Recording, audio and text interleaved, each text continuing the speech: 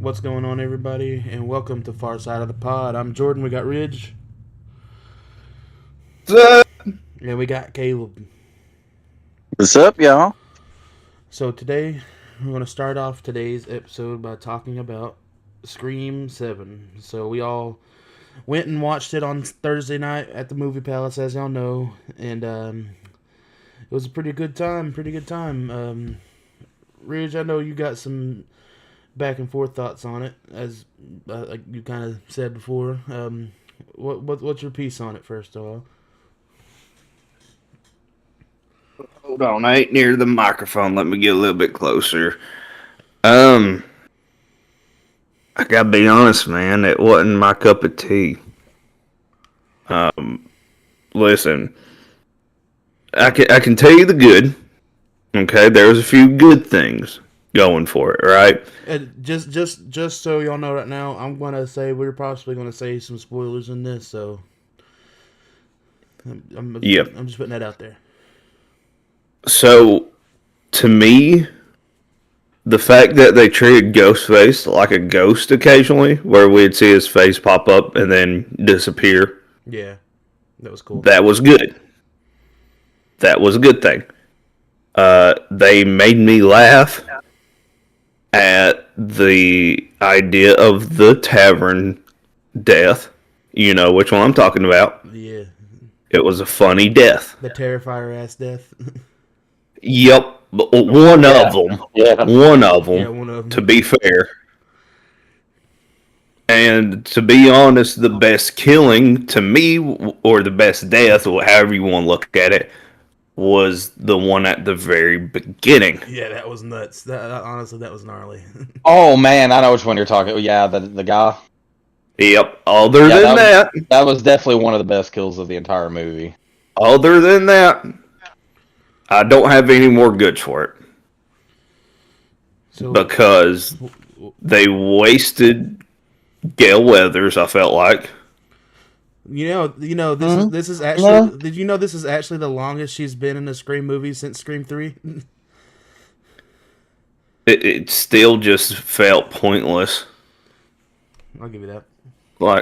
I mean, how are you going to sit there, get told where your kids is going to be at, run out to the car, find out it's locked, and say F it instead of going back inside to grab the keys? I'm going to take off running however many miles whenever it's probably a lot closer by car. That part I understand. Yeah, that part I do get. Yeah, where she's running. Where Sydney when Sydney runs out and goes. Yeah, she runs out. Yeah. Yep. Yeah. Also, I'm sorry, to go back to the tavern kill. What in tarnation are you doing being able to pick that boy up like that? Especially if it was the female. Trying to think. How are you picking that boy up like that? I know That's good true. well it wasn't because of your final comment on how you said that you were able to take these falls like that due to Pilates. I'm calling bull. You know you are right, because it would have had to been her. If it would have had to been her. Because, Oh yeah, you're right. Because the other guy was running after Tatum. Okay. And then, so another thing, going back to the first kill, right? Of the explain it to me before I sit here and go off, because how you going to sit here and tell me that it was those two or that one random dude at the very beginning? Because they would have had to have gotten into a plane to fly from the one location all the way back to California, all just to burn down a house and to kill two kids? I mean, I feel like that was just trying to make it seem more like Stu, I think. But I give you that part. Okay, but yeah, still though, I mean, even if that is Stu, and he burnt down that house, how is that supposed to scare Sydney? Wouldn't she feel relief that that house is gone? You know, honestly, To dive into that trauma that the woman at the end wanted to get through? or it said that that's a main reason why. When you bring it up, that's like they don't even bring it back up throughout the movie. Like they don't even bring the No, they don't. Like after They talk about it while she's sitting in the coffee shop, and she's like, "Oh, yeah, cool." That's it. That's all. That's the only Wow. time they bring it up. What else? Yeah, I'll that's give you true. that. I That mean, is true. Okay, here's another thing for you guys. Another big one. The freaking cops in this movie Nowhere to be found. sucked. yeah, nowhere to be found. Hey, how you gonna sit there and search a house over and say that it's all clear, but you didn't check for an attic spot in the house? Yeah.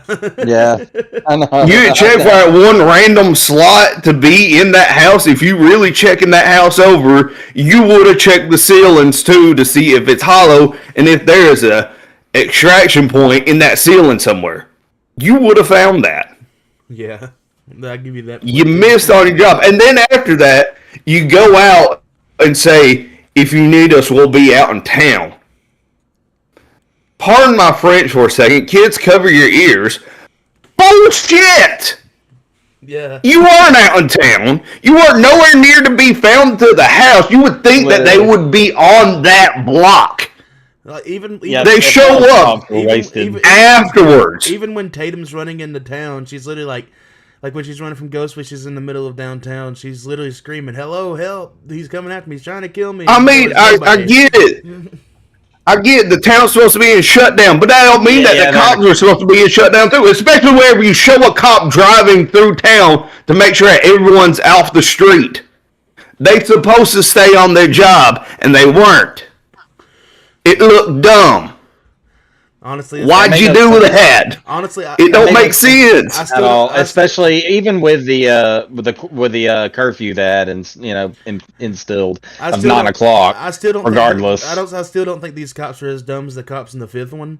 Because I remember that one. No, they're just not present. The one cop in the fifth one was supposed to be staying with Tara when she was in the hospital, and after Judy first of all, Judy got murked out in broad daylight. Oh yeah, in the front yard. Yeah, broad daylight.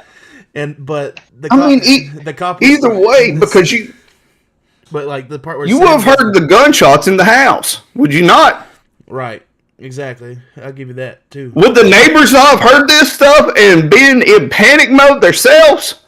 But also, you got to think. Also, while she's running down the street screaming for people to help at her, do you honestly think every single person at that point in time at night is going to be asleep, knowing there is a serial killer on the loose? Do you think that those shouldn't be cops on the freaking street, though? Yeah, that was the thing. They are night shift cops for a reason. They work 24 hours for a reason. There should have been cops around. Yeah. And even if they weren't exactly in that vicinity, it's not like they wouldn't have been alerted to a screaming woman running saying, "Help me." Right, someone would hear that. And it's the alarm in that one shop going off, by the way, the one alarm that goes off, no one responds to that neither. Yeah, no, that also makes no sense. And right. and Ben, I didn't even think about that. Wow. And Ben got fucking murked on the sidewalk. Yeah. There's like so many different wrong things that are going on in this movie. Don't get me wrong. Like I said, you had a small portion that was good, and then you had a lot bad for me. Right. And these are the things. Another thing, okay? I got a couple more, and then I'll shut up about it. I think I know what you're about. I'm going to say the good things. Go ahead. The cop dad. Yeah. I'm calling bullcrap on him still being alive. How much of that? Oh yeah. How much time went away from whenever he got, or supposed to have got, to whenever we finally see him at the end, and he's still alive? Dude, that makes so much sense. Yeah, somehow just barely hanging on. Because even Sydney said that asylum or the institution was a couple hours away. So he got murked right after he got off the phone with Sydney. So he had to been at least be there for 4 hours after being. He was bleeding out a lot because it wasn't just one little stab. Neither. Oh no, these were big ass stab wounds, like multiple good stab wounds. That's why that doesn't make much sense. I mean, you could be a fighter and all you want to be, you know, but like that's a really hard thing to fight off. I get it. They're pushing the motive of you have to kill people in this universe by shooting them in the head. Yeah, but that's not how Dewey died. Well, like, come on now. We want to get technical about it, you know? No, if you want to get really technical about it, Dewey should have died in all 4 of the damn movies before he got killed. Oh yeah, absolutely. But, so then it would make no sense then, and then that's something we didn't even think about there. I mean, okay, another piece hold on, in the hold on. We got somebody in the comments, Jerome. I just want to let you know we are talking spoilers. So if you don't want to know what the rest we're going to say, you might want to hop off. But we're just talking about spoilers. But go ahead, Rich. Another thing that kills me in this movie. Well, it's towards the end too. Okay, Right. The unnecessary target practice. That was a comedy act to me of them shooting the female so many times. Her face falls off. Well, that was kind of cool. I like that part. I thought that was a cool. Okay, it was cool. It was funny, but it does not fit. But it's also like the same premise of like at the end of Scream 6 when Sam literally stabs the fucking guy on every. Sorry for cursing so much. My bad. I'm in the flow state. But whenever she stabs him, like literally all around his body, just 1, 2, 3, 4, 5, 6, 7, 8, 9, 10, 11, 12, 13, 14, 15, 16, 17, 18, 19, 20. Like she just goes nuts on his. Yeah, I mean she stabs the shit out of him. Yeah, like that. It's like the same premise. Like as that. crazily. Okay, It's still overkill. Like I'm not taking that away. It's over unnecessary, right? But that's not as big of a gripe because it did make me laugh, and I enjoy when I get to laugh at something. Right. And maybe that's twisted of me to laugh at somebody getting their face shot off, literally. Well, we know what you laughed at the Terrifier 3 movie, so... Yes, I was laughing during the shower scene of Terrifier 3 while eating popcorn, fine and dandy. He was laughing while this dude's genitalia was being eviscerated by a chainsaw. Let's just be honest about what it was. You're looking like Michael Jackson in the Thriller music video. The last little bit, and y'all know the main little bit here. Yeah, I figured. Is the freaking motives of the two. Okay, yeah, I figured that you were going to go the motives of the two was... the female. I was in an abusive relationship, and then I went crazy over this. But you got to disappear and have an okay life. That's not how I want this. That's not the motive. That's not the premise. That's not the motive. What's the motive then? Okay, so here... That she's the star of the book? No. No. Let me explain it. Let me explain it. So... What's the motive? So the motive, she says that she was going through an abusive relationship and Sydney's book, Out of Darkness, saved her life. She said that the hearing of the story of how Sydney got over all that trauma and everything saved her. But, I wouldn't say pretty much saved her, but it pretty much told her to fight her own battles, which she eventually just... It gave her the courage. It gave her the courage to kill her husband. It gave her the courage to kill her husband and then check into a psych ward. But then, yes, the psych ward thing, I don't understand why she did that. But... Yeah, I don't either. Her motive is the fact that whenever all this shit happened in New York, Sydney didn't go there to fight. She was disappointed. Okay. She was disappointed in the fact that Sydney didn't go to fight because she was trying to protect her family, and that the whole point of like you didn't go there to fight fight Ghostface just to protect your family, but you're supposed to be this big scream queen, this big final girl, and you're not fighting the demon. He wants to forget that crap. What's it matter? She wants to forget it. Exactly. Why would it matter so much what's going on with another Ghostface in another freaking state? Even if your friend's there, tell your friend, hey, get away from it. Or fight your own battle. I'll be honest with y'all. If y'all sat here and was in another state and told me, hey, I got a battle going on with something that we faced before, I'm going to say, well, try your best with what you got, but I don't know what to tell you. I'm done with it. I put it in the past. I'm protecting me, myself, and my family. Right. I ain't going out the way to fight I ain't going out the way to fight someone else's battle that they run into. I'm not trying to get myself back into it to get closer to death again. Hold on, Jerome. Yes, I do think it's worth watching. Like, I'm a massive. Here's the thing: is even though this movie, I think it's worth a watch once it comes out to streaming. Even though this movie, even though this movie's got moments in it, like it's still a good movie. There's not a bad Scream movie in my opinion. Like even though there might be weird things, there's not a disappointing Scream movie. I mean, disappointing is not the word I'm looking for. There's not a bad Scream movie there. And in honesty, like you want my opinion on it, like everything that built, like the way they built up everything with how they used, Stu and everything in the mix with and Roman showing up and all of that. It just was really good. That I loved how they did that. I felt like they executed the ending like the reveal a little poorly. We could have done so much better though. Yeah. But we could have done so much better. We could have done, instead of this AI thing, all right, we could have put all that to rest. Okay, if you want to use AI, sure, use it a little bit.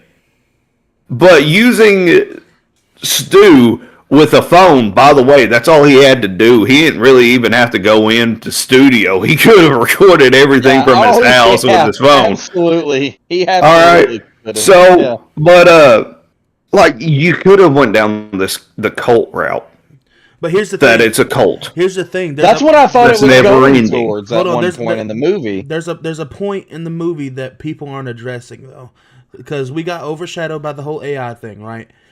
Well, when they're at the institution, Gale says that there's no coroner records for Stu Macher's body.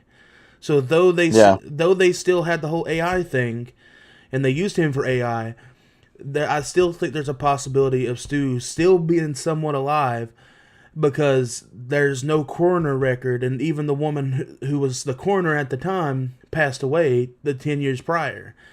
So, and in the interview, Neve Campbell, they asked her about the ending asked them about Scream 8 and what she thinks will happen, and she's like, I can't say nothing about it, or it'll ruin 7.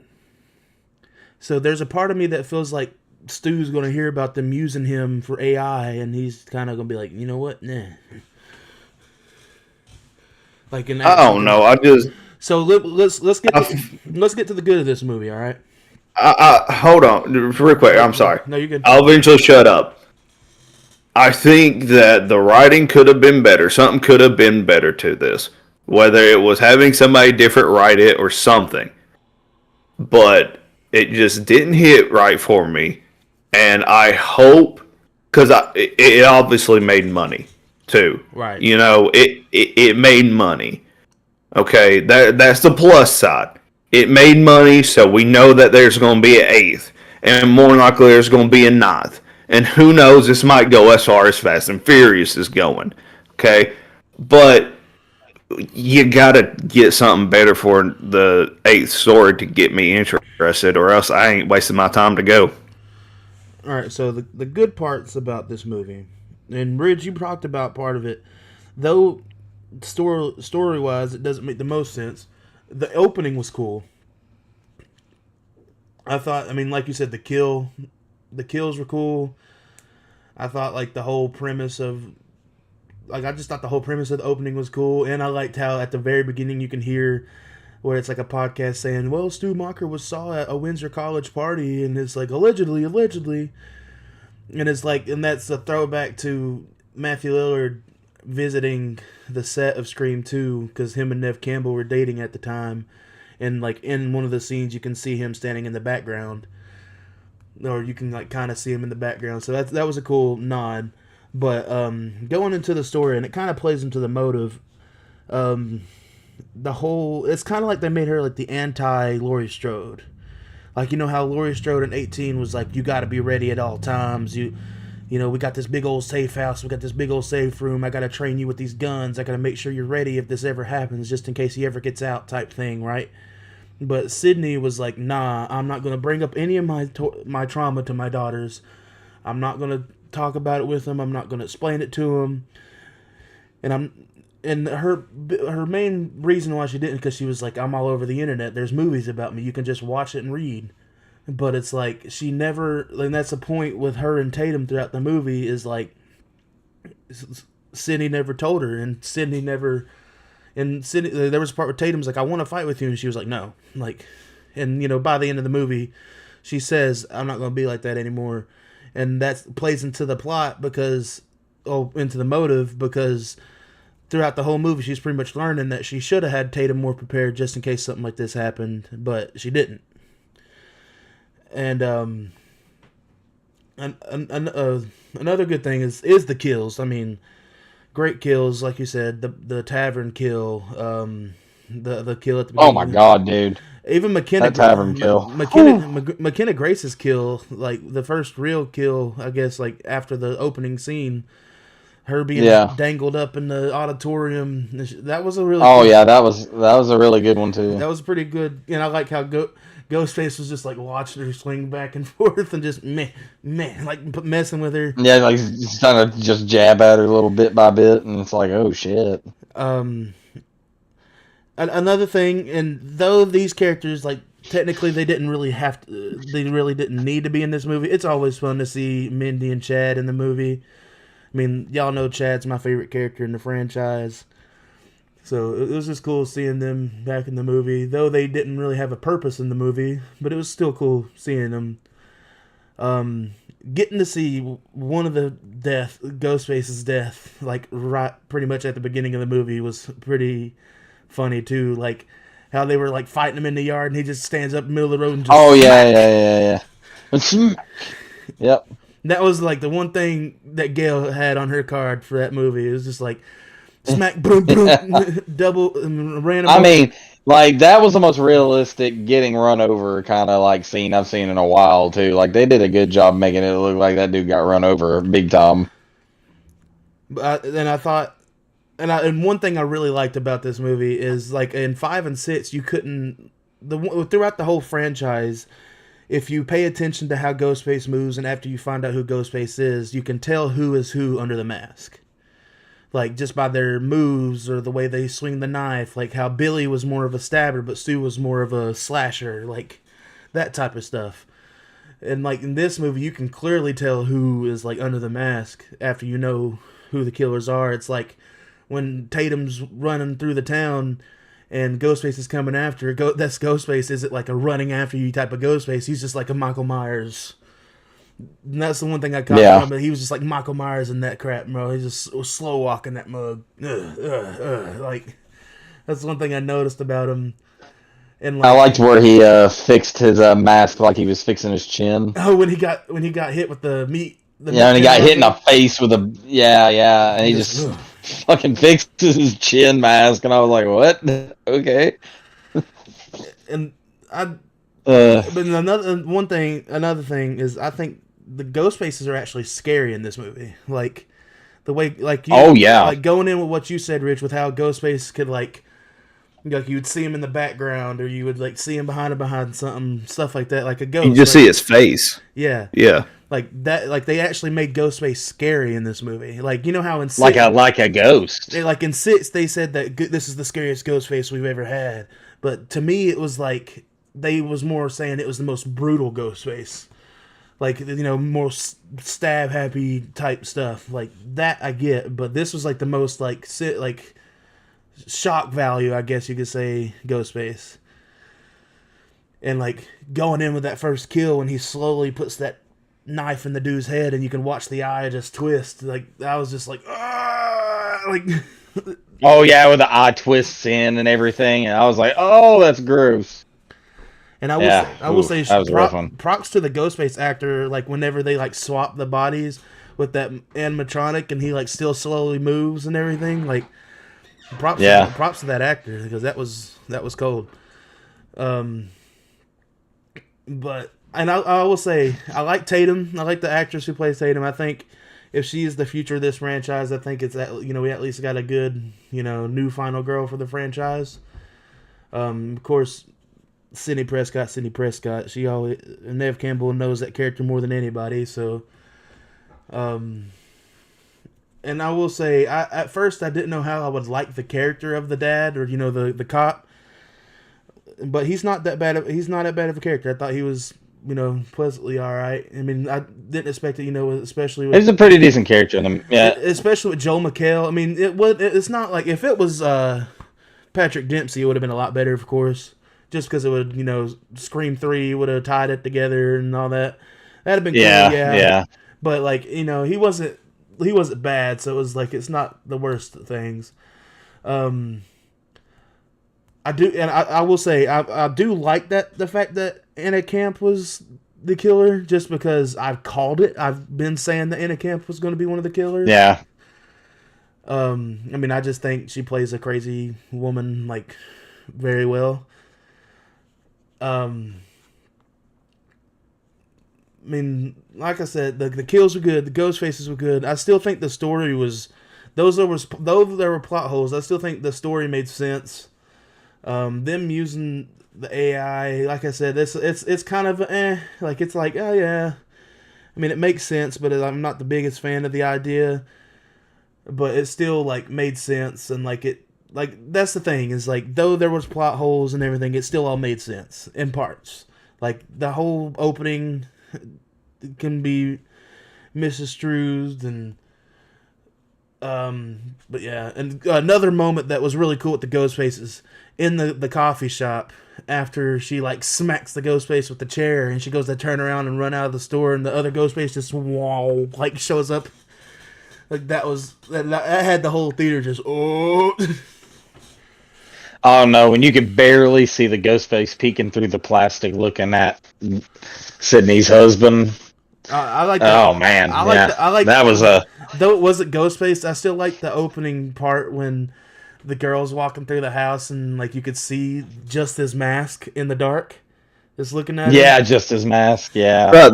That's a ghost factor that they use well. And even Brittany looked at me and goes, "All right, that was cool." That was sick. That was cool. I mean, they did some amazing videography. That's for sure. Can I point out one more thing? I'm so sorry because I know y'all are trying to hype this thing up. No, I mean, but I got one other thing that's picking at my nerves that I forgot to mention earlier. Yeah. All right. And y'all can't tell me I'm wrong on this neither. If you are going to act like Stu, clean your knife off with your hand. Yeah, we did. Is it that hard to do?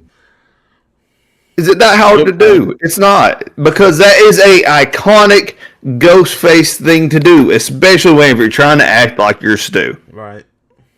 Clean your knife off with your hand. I'm sorry. I know it's not that important of a thing, but I mean, it was one of the things that bugged me because it's iconic to that character. I'm gonna say something, and honestly, I think this will be the main gripe that I have with this movie, just because, we talked about a couple characters not making sense that they're in this movie, right? Yeah. The guy from the guy that works at the dang asylum, why did he have to be a ghost face?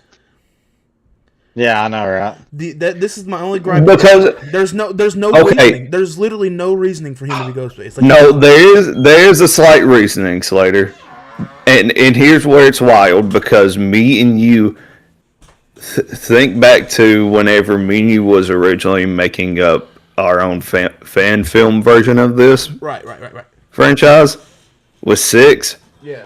What was the reason why we had one of our killers being a killer? Yeah, that's true. Do you remember? Yeah, being in love with because he was in love with the girl and would do anything that she wanted him to do. Yeah, they didn't explain that. If they explained that, I would get that. And honestly, no, right? That's already been. I mean, that's already it would make sense because Charlie in Scream 4, that was his main reason why he was Ghostface, because he was in love with Jill and wanted to help her out. Right. And they slightly did explain it whenever they said that they met at the psych ward and he, fell for her. But other than that, that's all they explained it with, though. But it's just, to me, is like, if they would have kept it like, if they would have, after they killed that first Ghostface and unmasked him, right?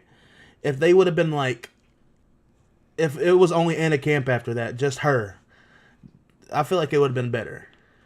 Like, I feel like people would have liked it a little better. Just my. I mean, and also, especially I don't know. I think what happens. And plus, it to gets her son. Plus, it Think gets about it. Plus, it gets blicked quick in that, like right after, like Oh yeah, he gets iced real fast after like all that goes after the big reveal and their plan and everything. And it's about to be the moment where we're gonna do this and I'm gonna create the next Sydney and blah blah blah blah blah. And then he just died so fast. I was not expecting that. But we'll move on from the movie, listeners. Listeners, the movie is good. Yes, there's things that can like mess with the story, and there's it's not the greatest Ghostface reveal. To each their own. To each their own. I really love the movie. And I'll have to, when this movie comes out, to streaming, I'll do a whole franchise rewatch and like do my actual ranking. And right now, it's my second favorite just because I like the kills, I like the Ghostface in the movie. I think all that's awesome. Dude, I like the kills better in 6, though. Oh, absolutely, dude. The kills in this movie there was some of the most brutal kills. Did you say definitely the gory. 6, not 7. Wait, hold on. What'd you say? I like the kills in 6 better than I do this one. I don't know. I don't know about that one. Again, to each their own. Again, Yeah, to each their own. That's the main point to all this, because you guys really like this movie. Now the opening, I did not. The opening scene for 6 is amazing. Like, I think that the opening scene for 6 is arguably the best opening scene in the franchise. Oh, it's arguably, yeah, absolutely. It was an unexpected turn of it was a big change and it worked. And I like I said, I love 5 and 6. They are great Scream movies. I just really enjoyed the way they portrayed Ghostface in this one, and I loved how they decided this time when we do these kills, they're going to be seriously gory. And I will say this last thing that'll be said about Scream. Realistically, I feel like this movie should have been the real 5, and 6 should have been 7. The reason why is because we could have had the whole Sydney story up until 5, and then 6 and 7 could have been the beginning of the Sam Carpenter story. Like, just because Sydney didn't really need to be in 5. So, like, yeah, that's just my thought behind it. Like, I feel like if it was done that way, it would have been better. Just because a lot of the reasoning for this movie getting review bombed is because the whole Melissa Barrera thing. And honestly, the true story for 7, when Sam was supposed to be Ghostface and everything, would have been awesome. Like, that would have been peak. So, that's my look on that. But yeah, we can get on away from Scream now, just because we're taking a lot of time for this. Alright, so next up on the list, we're going to talk about some WWE. And, Ridge, I'll let you take over this one. Yeah, so, sorry, I'm trying to multitask right now, and I'm not good at it.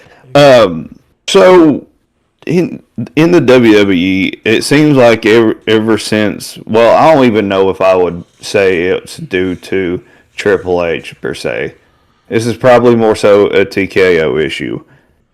A lot of wrestlers have been getting injured. Yeah. And it's a problem. Honestly, I wouldn't even say I wouldn't even put it on TKO, because I mean, the only reason I say that before you continue, my bad for cutting you off. No, you're good. And I kind of brought it up to you before the pod. It's like with Bronson Reed right now. It's like, I feel like every time he comes back from an injury, and like a month or two later, he's hurt again. And like, I know like him jumping off the War Games cages a couple years ago and breaking his ankles, he's a big guy jumping from a tall cage, so that shit's gonna happen if he's gonna land on his feet. Oh yeah. But like, I feel like it's like the conditioning, because this last injury, he blew both of his his quads. Not quads. What was it? biceps, right? It was just trap. Yeah, it was the same injury that Cody had, Oh yeah, except it just happened differently. yeah. It's He just- tore that muscle right there, and it and it was both of them. screwed right? up that whole match. No, I think it was just the one. Oh, Because his arm, he went to roll over, and as soon as he did, it snapped on him, and he had to get out of the ring, and the rest of that match had to be ad lib. it's just like the condition. But- it's like I don't know. There's a part of me that feels like especially with stuff like that. I mean, injuries can happen on a dime. Like it, we don't know what's gonna happen, and sometimes stuff just happens. But I feel like especially somebody like Bronson Reed, who's just consecutively getting injured multiple times a year, it's just like that. I feel like it could be on parts of the company, but it also could be on parts of the wrestlers with their conditioning. And the part of the company that it could be a part of is scheduling them for too many house shows or too many shows, or you know what I mean? Well, that's the thing, is I don't think that they do enough house shows anymore, and they're going out here performing these spots sometimes for the first time because they didn't have that live event. I mean, don't get me wrong. It's good that they backed off of doing as much as they was, right. but they backed off way too much, Yeah. I think. If they could get back to a nice balance with it, then I don't think you would have as many injuries because you would have more times that you've practiced the spots that you've done. I mean, it's more than just Bronson Reed, too. Javon Evans almost got concussed because of a move that he done once. During Elimination Chamber, he does a spot with Logan Paul, and just about, unless he did, land on his head in a very gnarly way, and that could have potential bad repercussions. Not to mention the whole rest of the division, pretty much, except for Logan Paul and Austin Theory, are all on the shelf. Right. Mhm. And that We just now. and that was Well- that was Okay, hold on. Before you sit here and say, well, Seth Rollins is back. Okay, he's not with the Vision anymore, for one. That's For true. two, True. he went out due to an injury and had to be out for a while and drew out this Well- masked man thing for forever and a day, and now it doesn't work as well as what it could have. Yeah. Because you have Oh, I these know. other two I agree. injuries now. And Well, I agree, mean, and to be fair, it's a curse on them because you sat there and faked the first injury with Seth Rollins, and now you reap what you sow with your whole division. So now you got your own version of Final Destination because since one got messed, or since one wanted to fake it, the whole rest of the team gets injured pretty much. And I mean, it the went thing with before Seth- then the thing too. with Seth- yeah, the thing with Seth is that it's unfortunate. He's a fantastic wrestler. He's a great performer. Gets hurt every time he gets anytime he gets the limelight, and it's always an injury that really puts everything out of puts everything out of order. So and bringing up, and lately a lot of people have been getting hurt. So and bringing up the injury with Vision, bringing up Braun Breaker, and that's another injury I feel like that's kind of on him because either if they told him to flip the announcer table, then that's on them. But if he just did it out of spite, Yeah. right? That's what caused him to get the hernia. Was him Either Oh, yeah. way, something Either like way. that. There is ways to prevent it. right? Sometimes you can't prevent it. I'll be the first to say you can't prevent every injury that's going to happen. But there are ways to prevent yourself from pulling something or something so small that's going to put you out for a good while.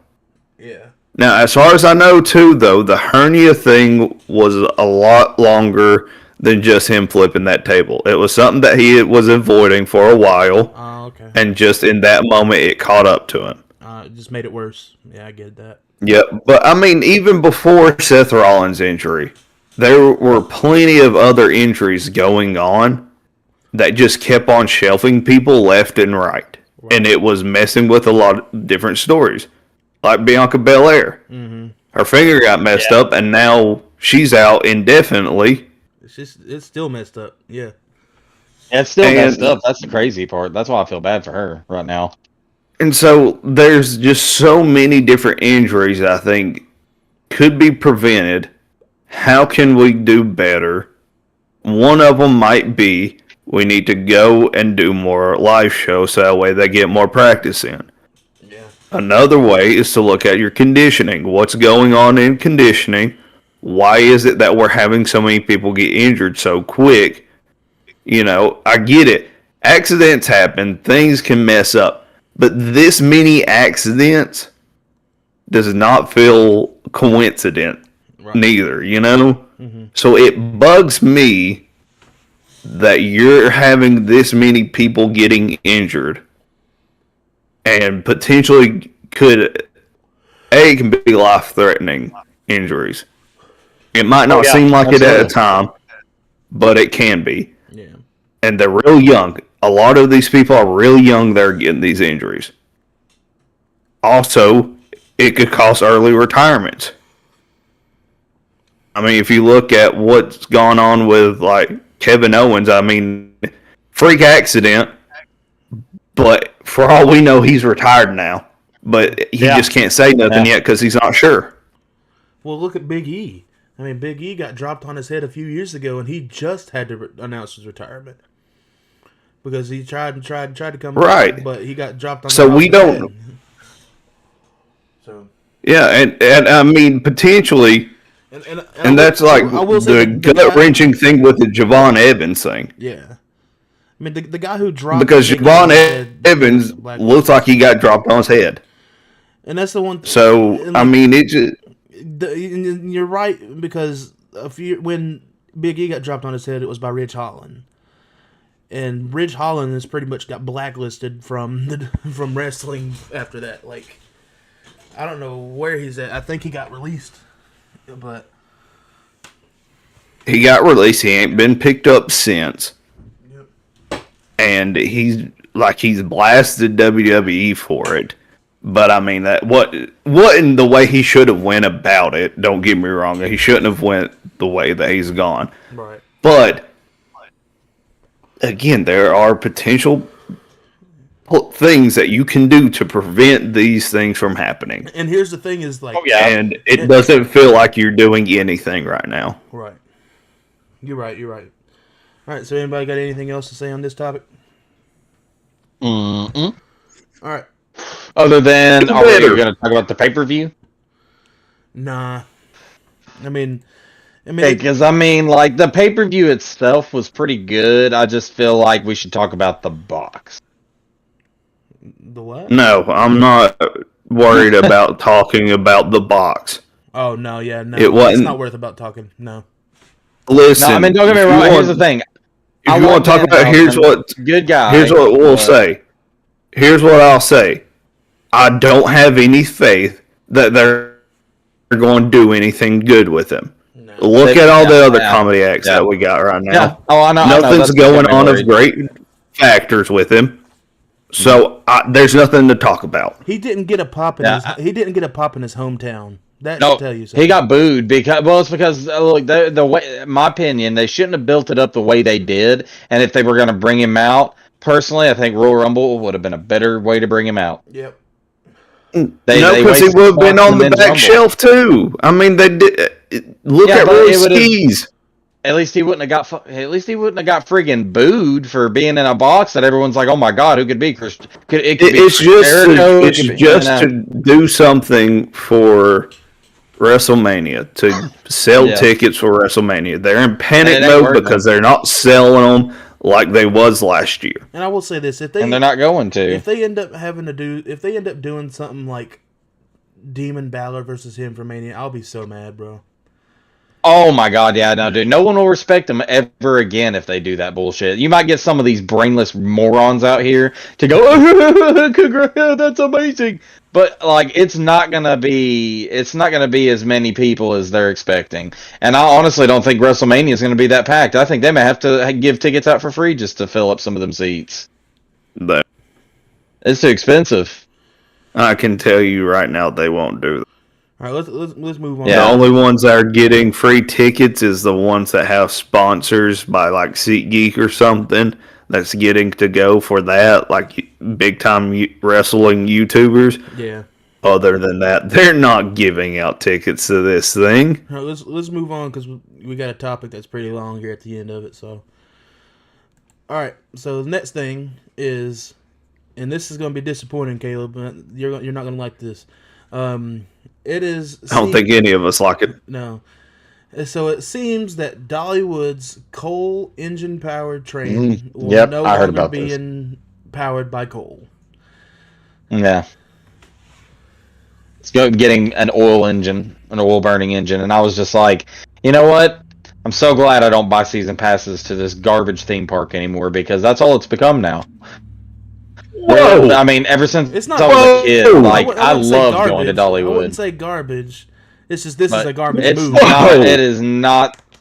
It is. They've made a lot of garbage movies lately. Like let's take out the motion seats. Oh, let's get rid of let's get rid of the fortress where all the kids play. Oh, let's just add another theater out of the 13 we already freaking have in the park. They've still got a whole park. Okay.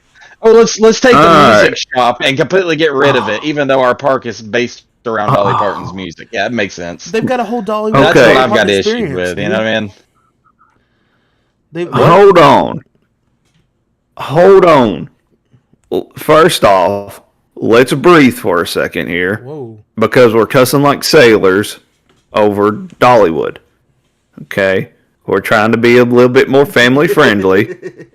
We're still on our Scream flow. We need to hop off of that for a second, okay? Yeah, you're right. Are we a little bit better? Did everyone breathe? Yes. Okay, good. Now, is this a cruddy move? Yes. To us, yes it is. Because this is what we grew up with. It was a great staple to the park to see coal burning out of that train. Now, one of the reasons why they decided to go this route was because of how many complaints they were getting from people on the train getting the soot in their eyes. Yeah. Okay? I remember riding it and having the soot get on my arms and on my shirt. Yeah. Big whoop. It was still a great thing. Guys, this train hasn't been a fun thing to do in a really long time, especially since they've started upgrading the parks because it's taken away some of the scenery. Right. The big old loop is empty now and occasionally has props and stuff sitting up there, maybe some Christmas lights occasionally.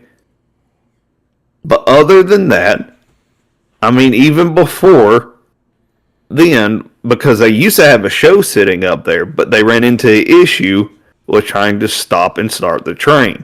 Yeah. All right. First off, let's be thankful that we still have a train sitting there, okay? Yeah. To be honest, I wouldn't mind if this train just sat there and wasn't a ride anymore and would occasionally go off with coal burning from it. But no one can get on it anymore. It would stink, but it would still be a great iconic piece to have in the park. Also, let's be grateful that they didn't decide to turn it electric. Yeah. Because they very well could have. But they didn't do that neither. So it has its pros and its cons to having this train be changed from its coal train to an oil train. And I think we're all in agreement that we thought that this was a bad move. Yeah, for sure. Again, though, for the manyest of tourists that we have coming to this park in Tennessee, I'm willing to let them change this train so that way that many more people can have the experience of riding on a train like this. And honestly, I mean, I am too. I mean, though I still think the coal part of it takes away from, the heart of it. It's just like, no, Caleb, this is kind of go against you saying that they're ruining the park. Is just because, I mean, they've got, and you about the whole thing and not having the whole Dolly thing. Is like they turned a whole part of the park into a Dolly thing. Like it's a whole Dolly. It's a whole. There's I didn't say anything about Dolly. I said they took away the music shops completely, which is like the basis of the theme park, which is Dolly's music. And selling musical items. I mean, that shop made money. There was no reason to get rid of it. They added multiple candle shops. Listen, I understand getting rid of a music shop, okay? Because it happens. In today's day and age, they get rid of music shops because everything can just be bought offline. And to say that the music shop was the staple to Dolly Parton herself, again, the big section that is dedicated to Dolly Parton makes up for that, I think. Because, I mean, you don't see Disney World having a giant section dedicated to Mickey Mouse. Right. You have, one or two rides that feature Mickey Mouse, and you have him going around as a mascot. Right. Other than that, you don't have a lot. Like, you don't have a giant section. And to say a lot of the moves are crap right now and are trash, I'm also going to say no. Because you do have, instead of that little kiddie playground, you do have a giant kid area now. Yeah. Where kids can experience thrill rides. They can get their start on roller coasters now. Yeah. Due to this new kids section. They get their chance to ride on a launch coaster now. Yeah. They get their chance to ride on the, I can't think of what kind of coaster you call it, but the coaster that the track hangs over your head. Yeah. They get that chance. Even the smaller kids, there's a little teddy bear ride that goes around on like little horses on a track. There is still stuff for little kids to do. Not to mention this great big ride that they're bringing in, the boat ride that Universal, by the way, was supposed to get. Wow. But instead, Universal didn't go with it, so now it got picked up by Dollywood and is getting used in Tennessee in a boat ride where you're going to be in the air, on ground, and in the water. Yeah. You don't get that everywhere. I still think that they are doing great moves. Yeah. It's just some of the moves stink. Yeah, sure. To see have happened. Now, if we got to the point, but you got to make sacrifices occasionally. If we got to the point where they were just like, "Hey, we're no longer running the Mystery Mine and we're getting rid of it," that's where I'll be like, "All right, what are we doing?" But that's the only time I'll get to that point. Okay, so I would question that. Sure, I would question getting rid of what's it called, the Blazing Fury. I would probably question that too. Not as bad, neither. The second I would start questioning what's going on here is if we got rid of Dolly Parton from Dollywood. Yeah. That's whenever you can say it's garbage moves. Yeah, the fact that... But whenever they still got great stuff, and they're still got way more stuff to come that's going to be exciting for different generations, I cannot say that they're doing trash moves. And and Dollywood's known... There's just some things that are disappointing. Dollywood's known as one of the best theme parks in the country. And, that's not for no reason. I mean, another thing that's significant with Dollywood, I mean, at least to me, is the great food. I mean, Dollywood's got some of the best food in the theme park in the country, too. So it's like...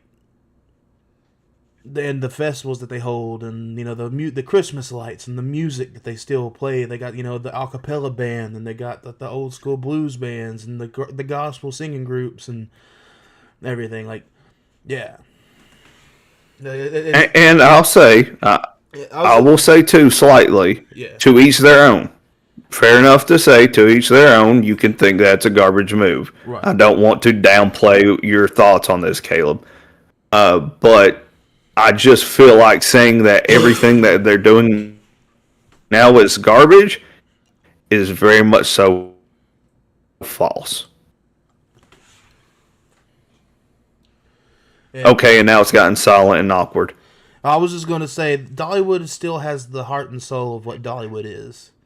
Like Dolly's still a part of it. It's still got the theming of the mining and the Old country. old country, our culture, our home culture. This Dollywood is straight up our culture. Like this is where we were born and raised. This is what we lived with. This is what we were raised with. Like that's the heart and soul of this. And like you said, Ridge, Dolly is the heart and soul of this. And like the fact that she's still running it and still doing things for it and still trying to improve it while still keeping it the way it is, like, it's what it still should be. All right. You won't hear me go on a lot of tangents over things from Tennessee. The only two things I will go on a tangent on will be Dollywood and Mountain Dew. You gotta put a real emphasis on that Mountain Dew, cuz. Okay, I'm done. All right, we got anything more on the Dollywood? All right, then Nope. we'll move on from it. All right, so Ridge, tell us about these tunnels, man.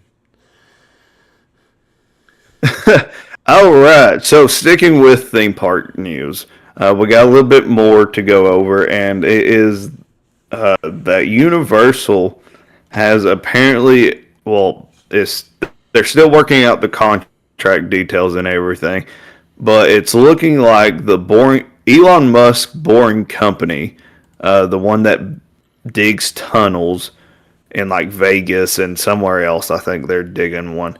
They're looking to bring one to Universal as another mode of transportation from park to park. And I think the main starting place that you'll see it at will be between a few of the hotels and the Epic Universe. I think that they're eventually going to connect the I can't think of what it's called right now. The event center. I can't think of what you call those. Anyways, they're going to connect these tunnels around. This is taking over where they was originally going to run a train through Universal or by Universal. Take over the idea of having different little cars here and there.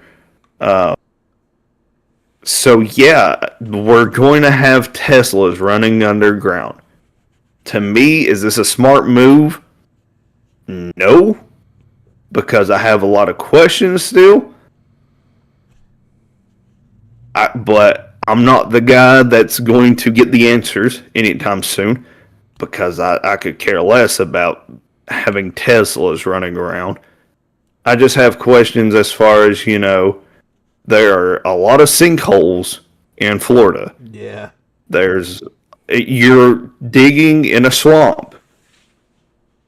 I get it. They have experience with, digging at an X amount of sea level. Sure. But you're digging in a swamp, in a sinkhole. You got hurricanes that come through.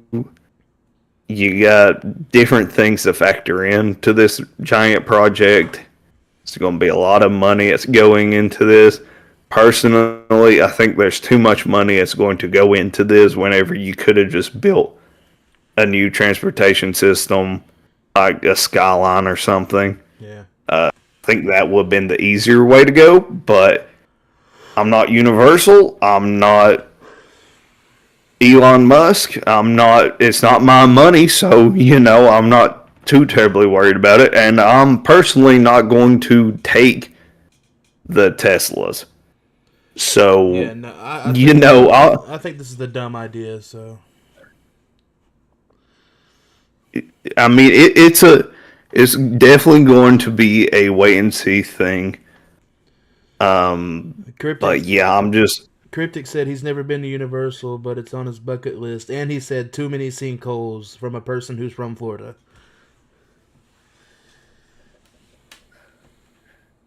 Yeah. Yeah, so there's a lot to worry about with using a boring company to dig a tunnel system. Yeah. Now, this is not fully. We have to remember that this is not fully set in stone yet. They still have to have meetings with the community around, and they'll get to ask questions. It's not a fully done deal yet, but this is heavily what they're leaning towards right now. Right.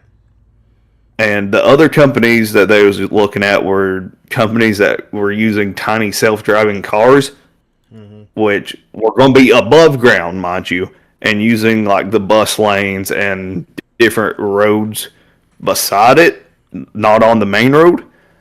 And they all went into great detail and spent a lot of time and effort and had to hire people to come up with this stuff and pay people just to come up with the concepts and go into great detail over this. Meanwhile, Elon Musk company just came in and said, hey, you know that thing that we got out in Vegas? Yeah, we're going to try to do it here. Right. That's all they came out with. They ain't have any concept art, nothing. Unlike these other companies that came out.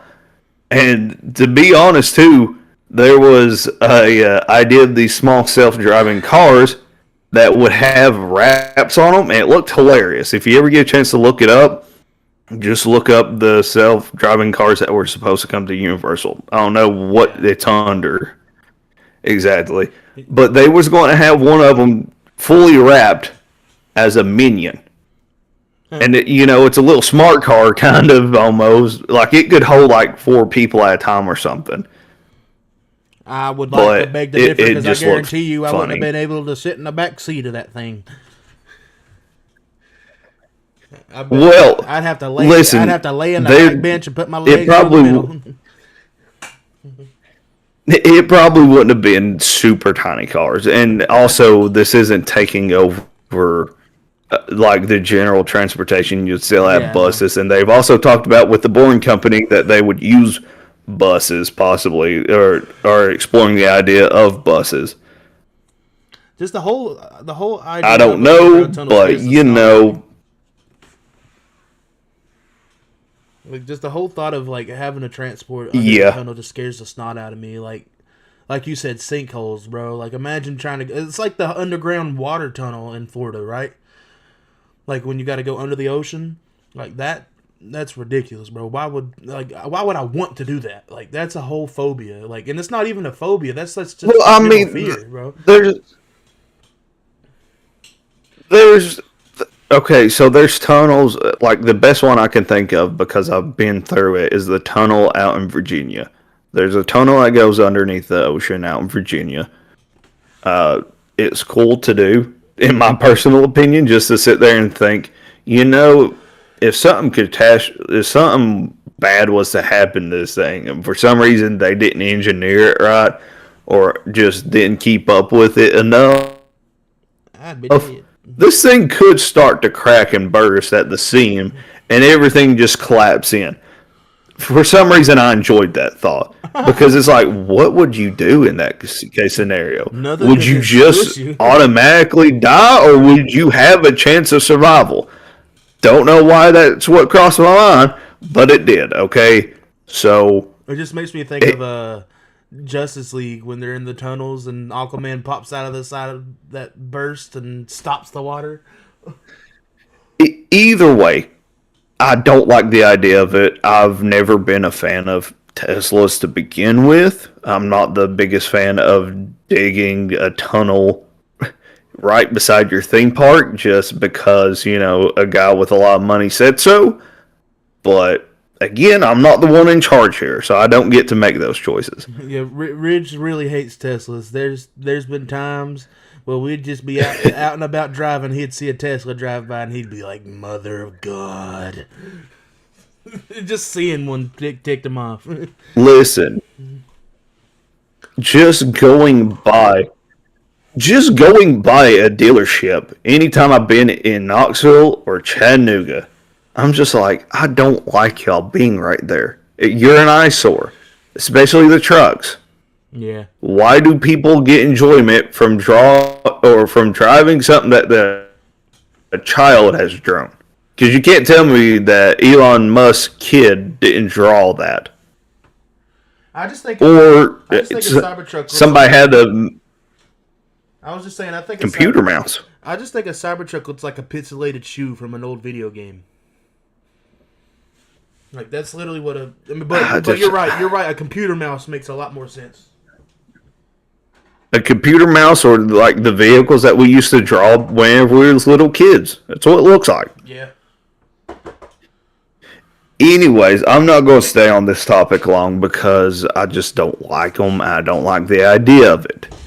But I figure it would be something that we could bring up, express our own concerns, and express our own sorrows and woes over. Caleb, if you're listening, what do you think about it? But yeah. I mean, it's up to them, whatever they do. I mean, I don't really care for the newer Tesla stuff. I like the old Tesla stuff. It was a little better, but yeah, I mean, do as you will, I guess.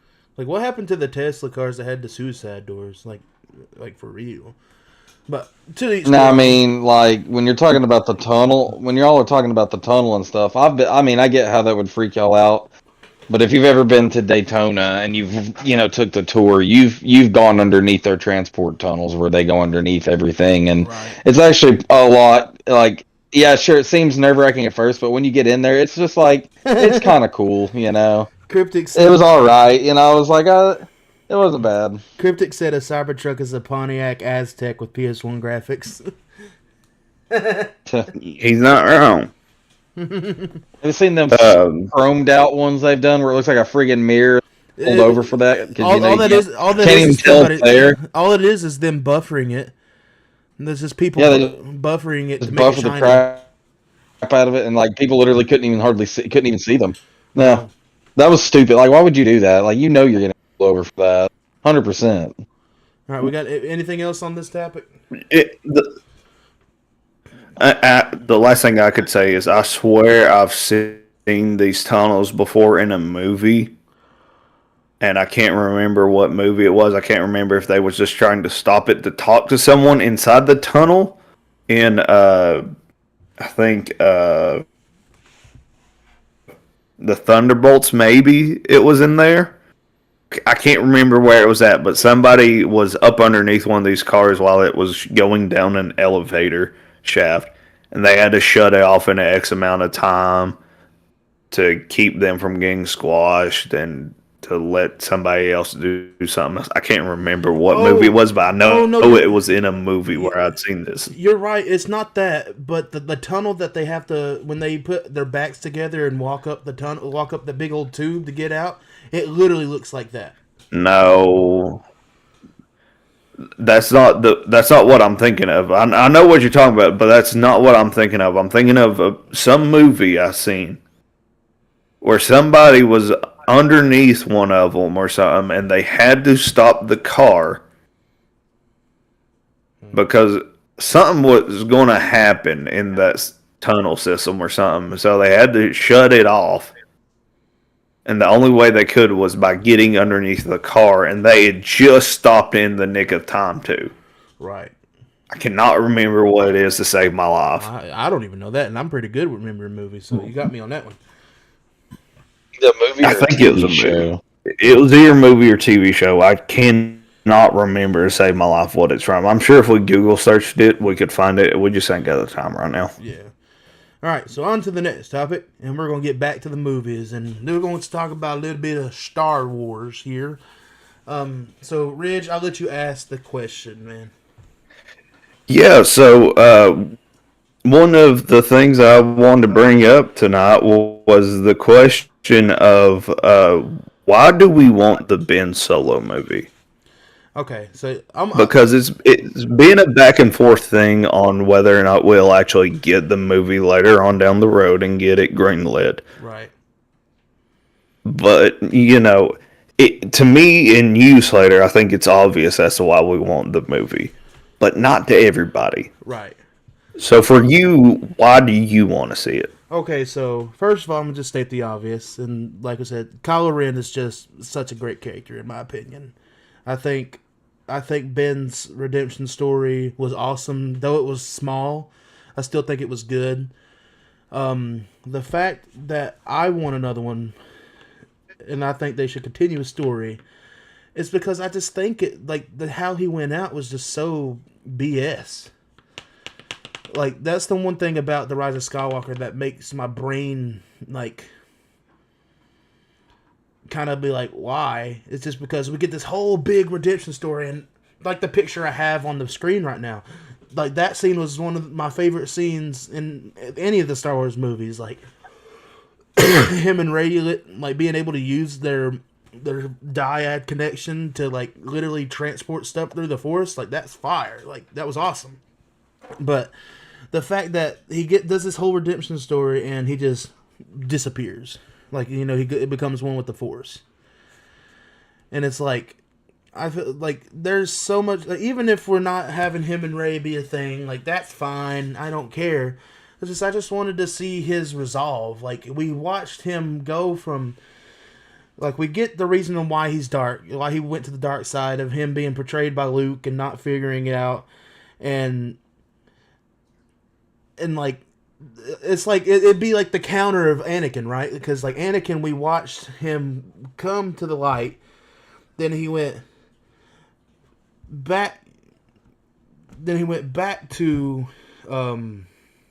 he went dark. Like, we watched Anakin go from being light, going all the way up to being so good that he could be a master, but they wouldn't grant it to him, of course.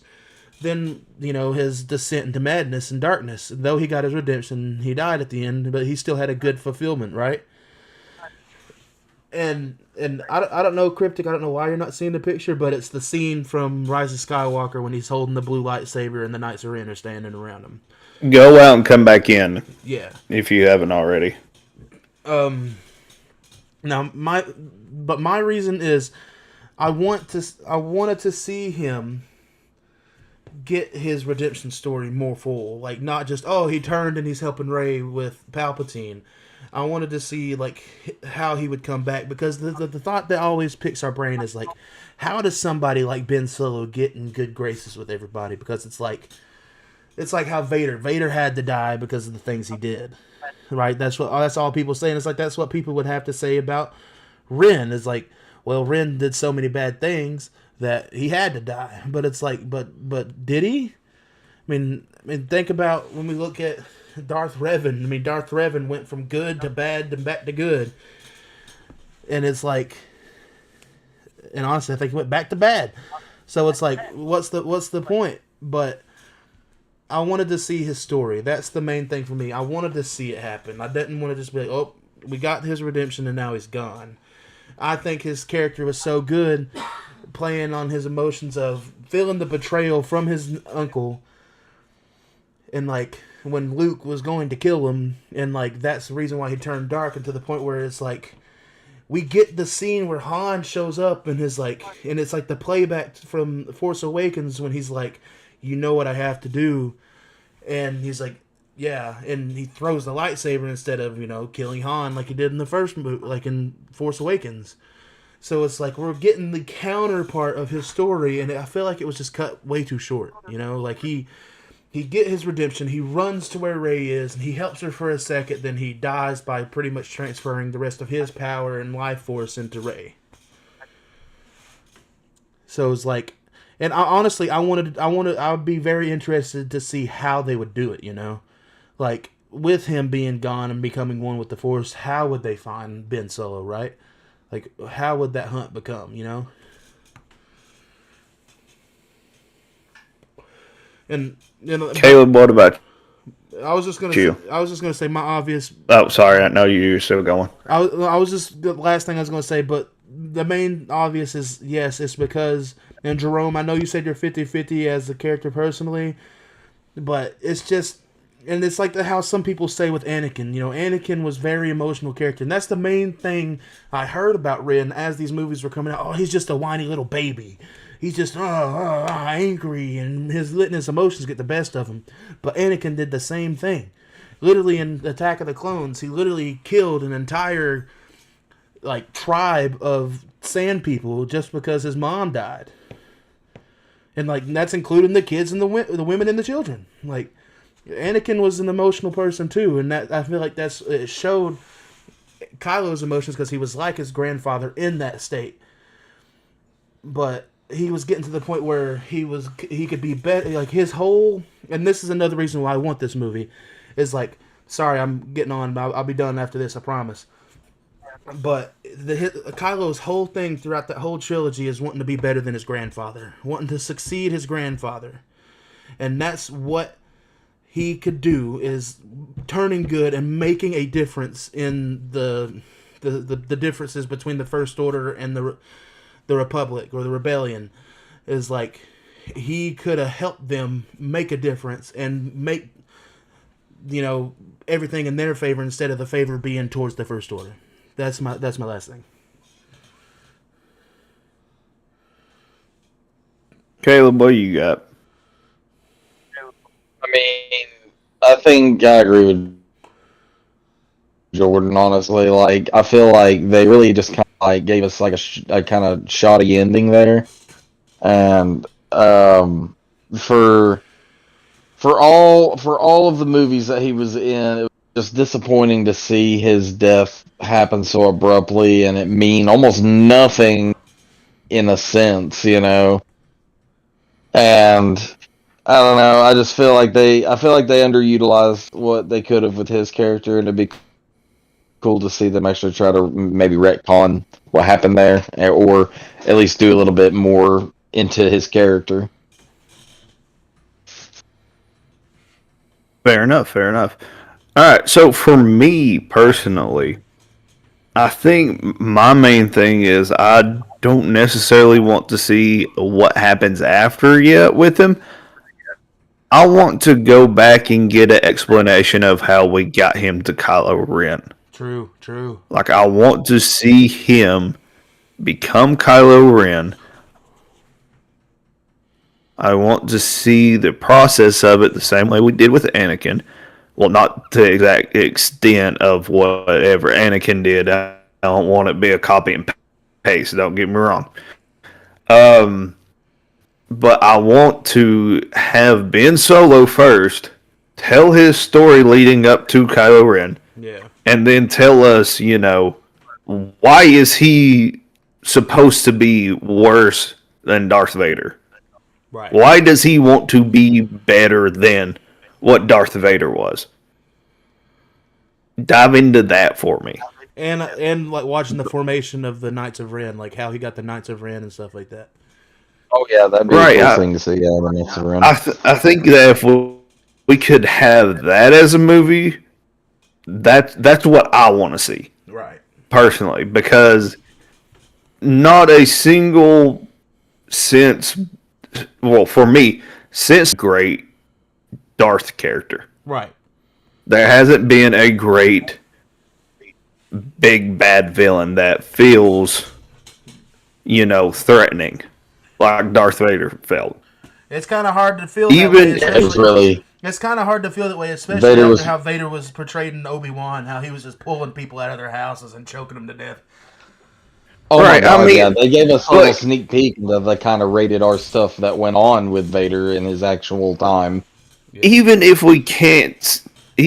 it's to be in all fairness, Kylo could never match up to his grandfather. Okay, well, if he could never actually fully, in depth, reach him, how far did he get? Where did we get to get Kylo Ren to the point where he's at before we see him in these other movies? Like, give me the start of Ben, what made him turn dark, and what has he done while being Kylo Ren? What makes him him?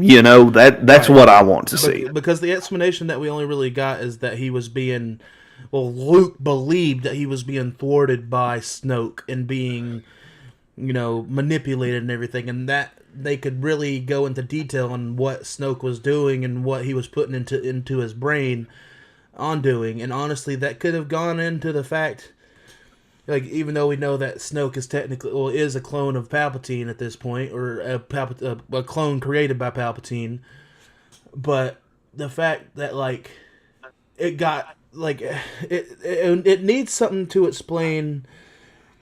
Hold on. Jerome said that he honestly feels the villains in Star Wars have been also lackluster lately. Besides Vader, even Jedi Fallen Order had a good villain, and they had Vader, which was a great move, perfect. But it feels for real.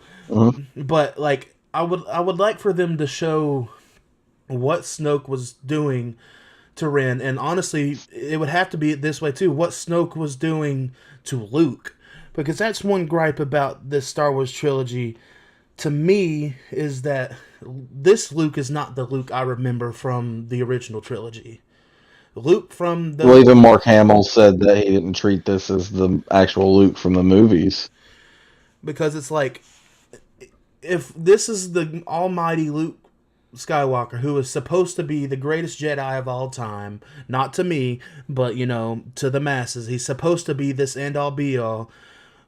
How'd he get manipulated to the point where he was literally going to kill his own nephew just out of fear? Like, not because he did nothing, because Kylo did nothing at that moment.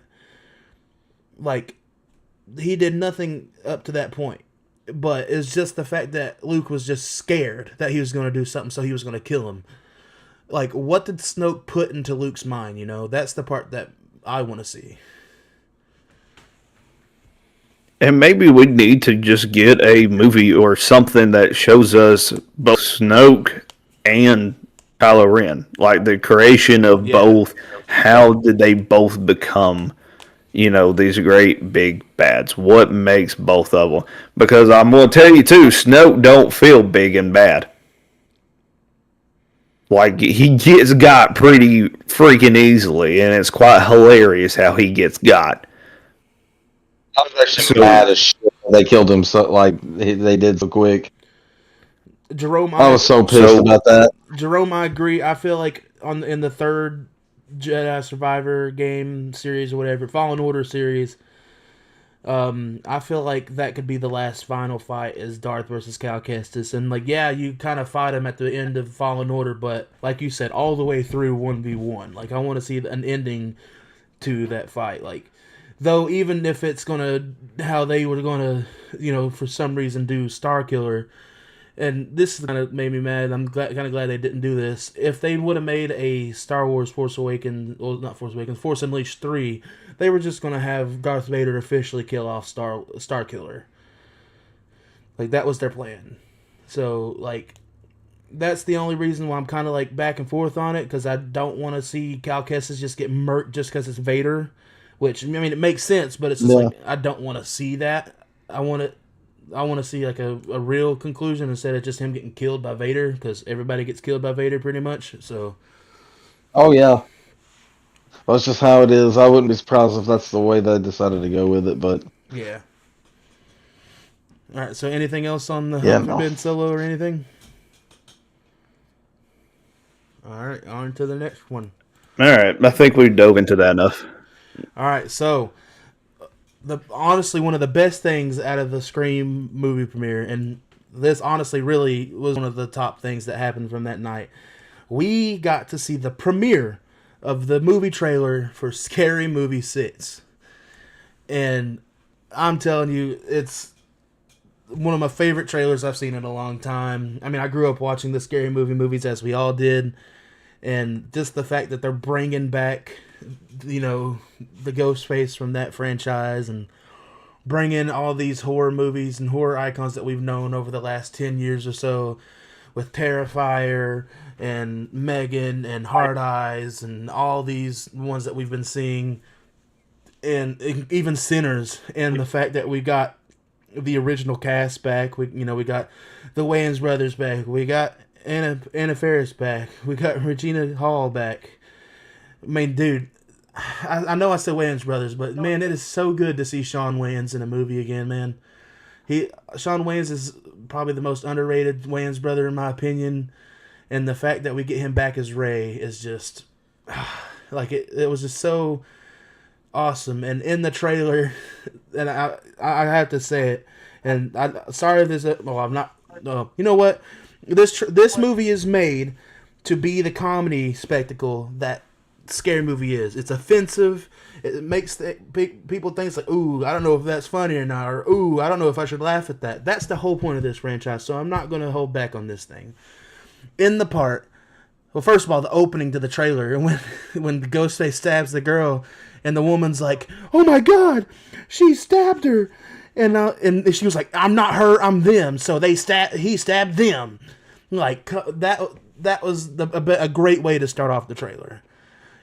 Then my favorite part of the whole trailer, man, it's literally my favorite part, is when they got the vampires from Sinners standing outside, and he's like, "We can come in," and excuse my language, but he was like, he can come in and play some shitty music, do some drugs, and do some half gay shit, and Ray comes around the corners, "Why only half gay?" Like, that's my favorite part of the whole trailer. Why only half gay? That's just so Ray, and I love that. I love that part of the trailer, man, and just the stuff that we see in the trailer. The whole Terrifier 3 mall scene where the kids are getting body parts and the little girl holds up the nutsack. This is the Scary movie that we've been waiting on. I mean, we have it. The Wayans hasn't been in control of the Scary Movie movies since Scary Movie 2. And honestly, the Scary Movie 3 and Scary Movie 4, they're decent, but Scary Movie 1 and 2 are the top tier to me. Like, those are the only ones that I will by choice sit down and rewatch, because those two are like the top tier for me. And I'm just glad that we get the Wayans brothers back. And I love the little knock that they do to Scream, and they're like, you can't do it's like you can't do a Halloween movie without Jamie Lee. And then Ray's like, yeah, just like the Scream movies, you can't do a Scream movie without Neve Campbell. And Shorty goes, well, that Scream 6.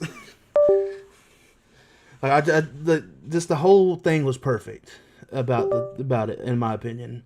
Now, Ridge, you had a thought behind this trailer. What do you think, man? Well, I'm gonna go ahead and tell you. Go ahead. I'm gonna go ahead and tell you it was hilarious of a trailer. I'm glad that we're finally getting another great spoof movie like this. This is one that we've been waiting for a while. Yeah. Just it's our generation. This is the spoofs that we grew up with. But just slight concern, not like too terribly concerned about, but still iffy on. Just because we don't know what the number is going to have to be. Right. Is this movie going to be popular enough? Will there be enough people to go watch it to where they decide to bring us White Chicks 2 and Don't Be a Menace to Society 2? Right. Now, and honestly, this is... And I'm going to say it like this. Yes, we got the woke culture nowadays, and there's people already out there screaming just from the they-them comment at the beginning of the trailer. But here's the thing. Yes, we got cancel culture, but guess what? Even those cancel culture people are going to go watch this movie just so they can find something to complain about. And what matters is the numbers.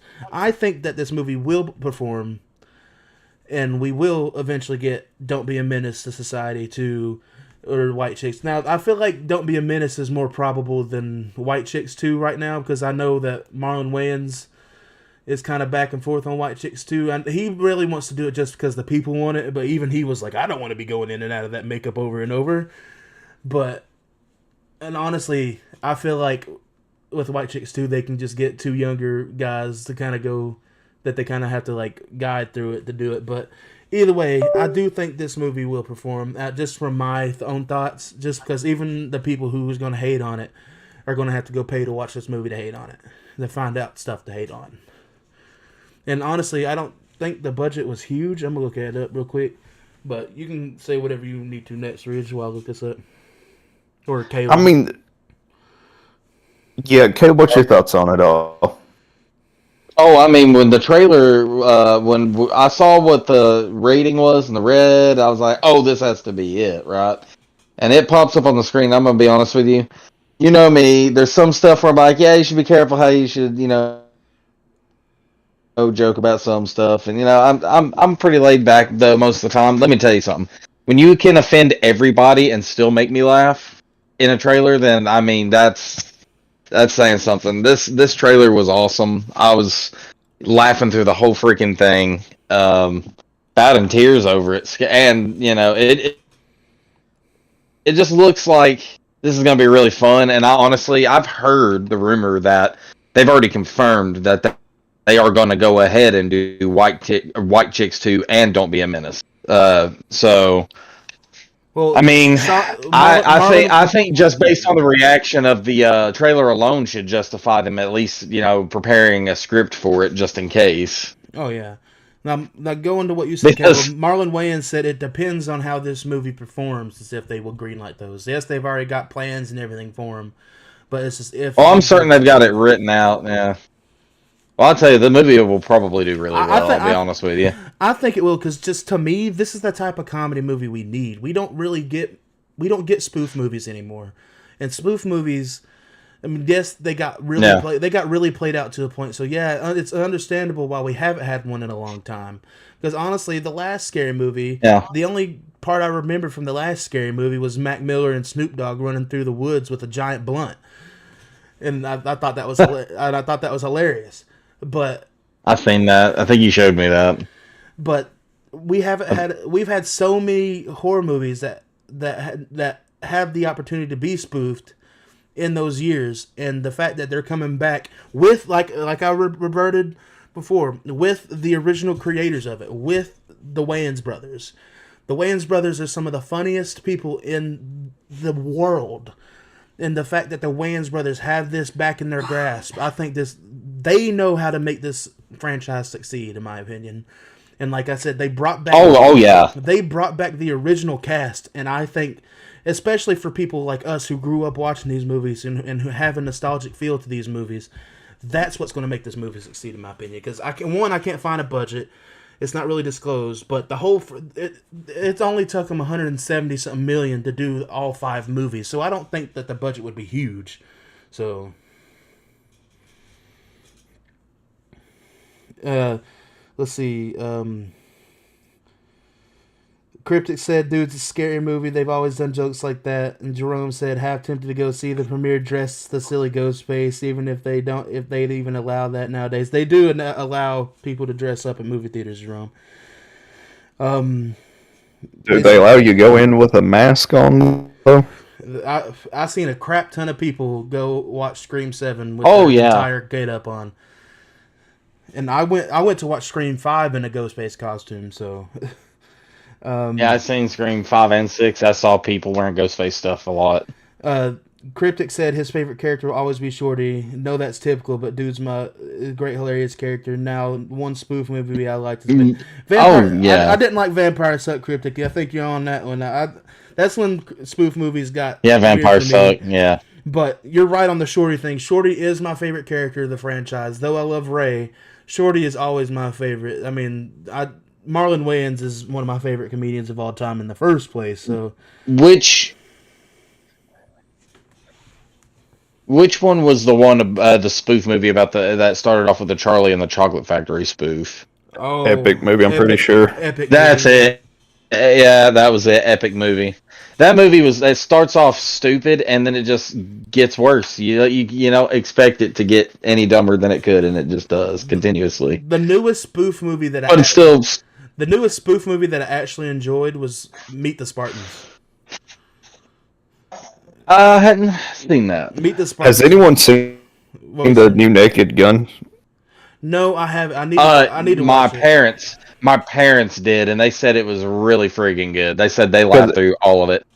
And it's got some.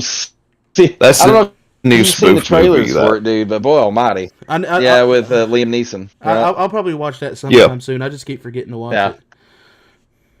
Yeah, my parents love it. They said it was hilarious. So, all right, we got anything else to say on this topic? Nope. Ridge, I don't think we're gonna get to the. Yep. No, I was going to tell you I'm going to have to call an audible again on the very last topic because we are running. If anything, We've been running for a minute. If anything, we'll make the whole next episode about it. It's 9:41. It's not too bad. It's not too bad. Well, this No, I mean the last topic is going to take about an hour in of itself. yeah, But we'll probably have to make the whole. So, just to tell y'all, we've been trying to talk about the Doomsday plot leaks for the last couple of weeks, but it looks like we're going to have to make next week's episode pretty much predominantly about that. So, be prepared for Maybe a little more will come out, and we can talk about it a little more. Okay. It says we're back. Sorry if Okay. we're back. Sorry if Okay. guys, if we cut it right there, I apologize. I don't know what's going on. Right there. hey, real quick, one of Oh, we are the lagging two like of crazy. Hold on. our main listeners that's been commenting, one of y'all messaged me and let me know what's going on y'all's end, so that way we got a good idea You of know, what's really going on right now. I see what happened. I know what happened. My DPS just crashed. Well, not crashed. It just like disconnected for a moment. But it's back up running full. I don't know what happened. It just like dipped hard for a second. Okay, well the reason why I'm asking is, are we still live or We cut out for a minute, but we're back now. are we having to restart? No, Or, we're back. We're still streaming now. Like, we're back now. It just disconnected and reconnected. I don't know what it did, but we're here. We're back now. Sorry about that, guys. okay, I'm still looking at I'm still watching, and it looks like we're still good, and we've been watching whatever it is that you're doing. Yeah, it was. So I imagine we're still good, Yeah, we're good. and that we were good even while it was lagging very badly. Yeah, it just like the frame rates dropped really hard, and I apologize about that, guys. I don't know what happened right there. But to reiterate, Sony is rebooting the entire Spider-Man franchise with Craven, Venom, and what's his name, Morbius, and all their villains. So, Ridge, what's your thought on this, man? So, the way it sounds is that we're getting out of this villain thing. Yeah. So that's a good thing. We're getting away from Morbius, Venom, and Craven, and Madam Web. I mean, yeah, those were bad movies. Very bad movies. That Venom 1 was good. Yeah. Venom 2 was okay. Yeah. Haven't seen anything else from Venom since then, just because they haven't released it to Netflix. I know Craven here recently is on Netflix. Haven't watched it. Ain't going to watch it, to be honest with you. Yeah. I'm just glad that they are getting away from that, and eventually after we get through, I guess, Secret Wars, we'll get this new rebooted universe. And hopefully, the way it sounds from whenever this interview happened with the CEO over at Sony, it sounds like they're going to work really well with the MCU still. Still let them have certain characters more so. Still, work with the MCU to the knowledge that we have right now. Right. And it also sounds like they're going to, with this new franchise, actually use Spider-Man characters, which, well, I say Spider-Man characters. They're going to use Spider-Man. We're not just going to have these unnecessary villain movies that no one could care less to go watch, or this Madam Web movie that just didn't land right at all. So hopefully this means that, they'll use Miles Morales maybe. They might be able to squeeze in a movie with Tom Holland. Honestly, using Miles would probably be the best way to go, in my opinion. Just for the love of everything, at some point, can somebody finally make a live-action Spider-Man 2099 for me? Facts. That's all I ask for, because I've been waiting for that movie for so long. Heck, I'll take a TV show at this point with a live-action Spider-Man 2099. on. I just need something with him live action because I enjoyed him in the animated movies, but I need him live action because that is my favorite Spider-Man to a T. Is the live action? Well, it's just that character in general, and to see him live action would be awesome. My thought process behind this is like, I mean, the last time we had a true good movie out of Sony's Spider-Verse is probably the first Venom. I mean, Venom 2 was alright, but the last like movie that was really, really like good for them was Venom. So, I mean, well, the Spider-Verse movies. The Spider-Verse movies are the best things that's come out of Sony's Spider-Man thing that they've done recent, but the thing is like they just really shoot themselves in the foot. I mean, I haven't watched Craven and I don't plan on it. No disrespect to Aaron Taylor Johnson because I love him, but it's just like, I don't know. That doesn't feel right to me.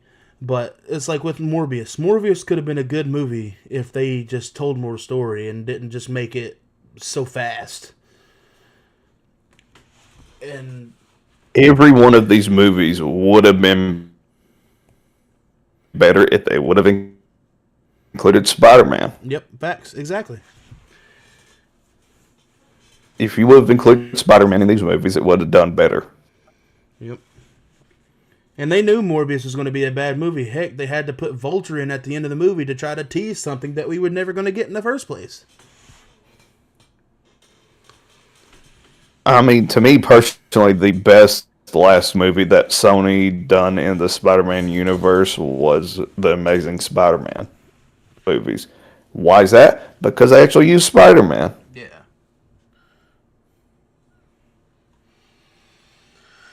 All right, Caleb, you got anything to say on this topic? Not really. I'm kind of with y'all on that. All right.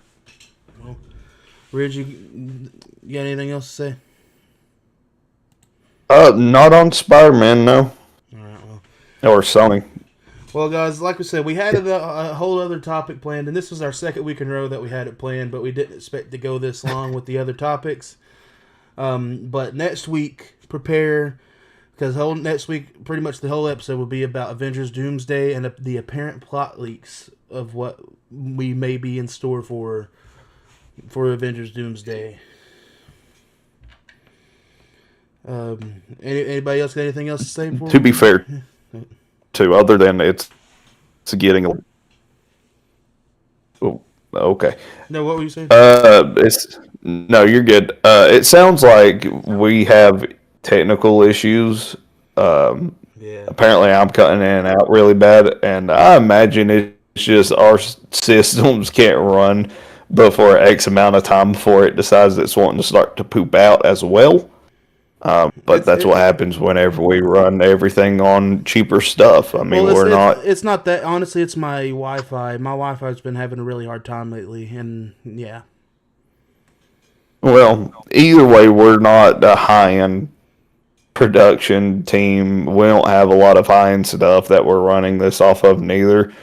So, I can't put blame on just one thing. Right. But with all that being said, too, guys, we are 4 subscribers away from hitting our goal. Yes, sir. Yes, sir. We managed to squeeze in one at the beginning of our podcast. We got another sub. So shout out to them if they are listening or have listened at all. If not, that's fine. But we are 4 subscribers away. So, to whoever is listening, do us a favor. Go grab your next of kin or someone's phone. Get on their YouTube account and subscribe to our channel on there for us. That way we can get these 4 knocked out of the way before the end of the year, and we can set up our next goal. Yes, sir. Because our next goal is going to be small again. Yep. But Jerome, that's all I got. Jerome said his friends is going to sub right now. Hell yeah, brother. And then we're going to be down to 3. We'll only need 3 more Hell yeah, man. to hit the 100 mark.